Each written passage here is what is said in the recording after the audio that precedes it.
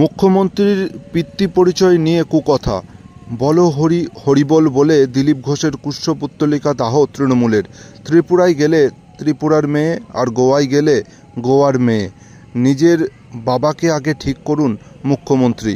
পিতৃ পরিচয় নিয়ে কুকথা বলে মঙ্গলবার সকালেই দুর্গাপুরের চতুরঙ্গ ময়দানে বিতর্কের মুখে পড়েন বর্ধমান দুর্গাপুরের বিজেপি প্রার্থী দিলীপ ঘোষ। নির্বাচন কমিশনের কাছে অভিযোগ জানিয়ে দিলীপ ঘোষের বিরুদ্ধে সরব হয়েছে রাজ্য তৃণমূল নেতৃত্ব।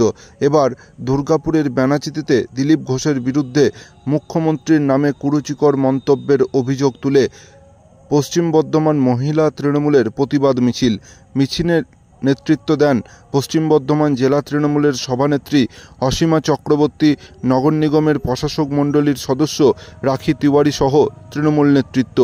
বলো হরি হরিবল বলে দিলীপ ঘোষের কুষ্ঠপুত্তলিকা দাহ করতে দেখা যায় মহিলা তৃণমূলের নেতৃত্বদের।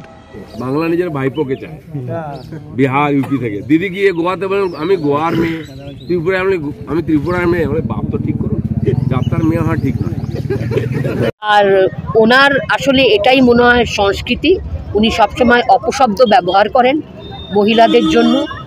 তাই ভোটে প্রভাব পড়বেই পড়বে, ভোটে প্রভাব পড়তেই হবে। মহিলারা তো এর জবাব দেবেই দেবে।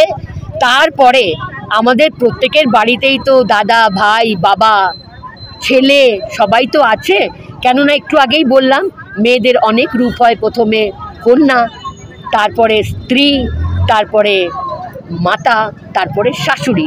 তো একটা মেয়ে যখন এতগুলো রোল প্লে করে, তো এটা তো ভাইস ভার্সা, অনেকগুলো লোকের সাথে সে জড়িত রয়েছে। লোকের সাথে মানে নিজের পরিবারে এটা স্টেপ বাই স্টেপ জড়িত রয়েছে। তো এর প্রভাব কি পড়বে না? নিশ্চয়ই পড়বে। সুসমাজ এর উত্তর দেবেই দেবে। সুবুদ্ধি সম্পন্ন যারা মানুষ আছে এই জবাবটা দেবেই দেবে।